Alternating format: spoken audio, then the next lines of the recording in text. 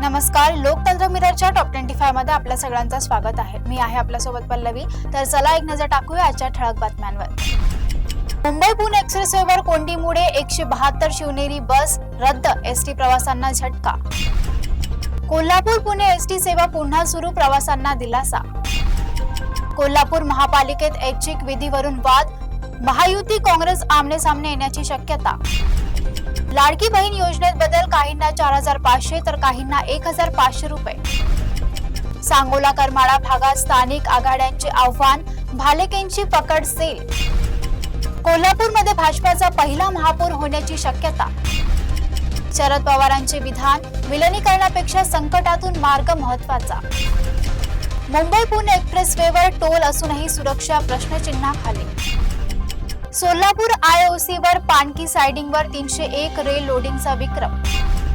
राज्यातील 3,328 शाळांमध्ये वीज समस्या, 1,164 शाळांत मुलींसाठी स्वच्छगृह नाही.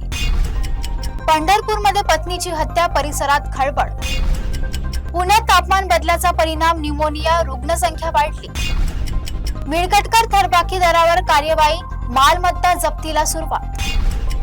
कराड चिपळूण रेल्वे प्रकल्प थांबवा, कोल्हापूर वैभववाडी प्रकल्पाला मंजुरी.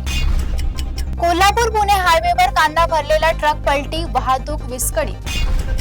गॅस टँकर अपघातानंतर 32 तासांनी एक्सप्रेसवे वाहतूक सुरळीत सुरू. मुंबईकडे जाणाऱ्या एसटी बस साताऱ्यात थांबल्या होत्या, मात्र आता प्रवास सुरू. कराड येथे ऊस विझवताना शेतकऱ्याचा मृत्यू. राज्यात 11,000 शिक्षक अतिरिक्त, नवीन भरती अनिश्चित. 7 फेब्रुवारी मतदानामुळे शाळा व सरकारी कार्यालयांना सुट्टी, दारू दुकाने बंद. सोलापूरमध्ये अल्पवयीन मुलीवर अत्याचार प्रकरण, 5 जणांवर गुन्हा. T20 वर्ल्ड कप सराव सामन्यात भारताचा दक्षिण आफ्रिकेवर विजय. कराड येथे ऊस विझवताना शेतकऱ्याचा मृत्यू. पुण्यात फोन वादातून तरुणावर कोयत्याने हल्ला, परिसरात खळबळ. मुंबई पुणे एक्सप्रेसवे गोंधळावर सरकार गंभीर, टोल माफीचा निर्णय.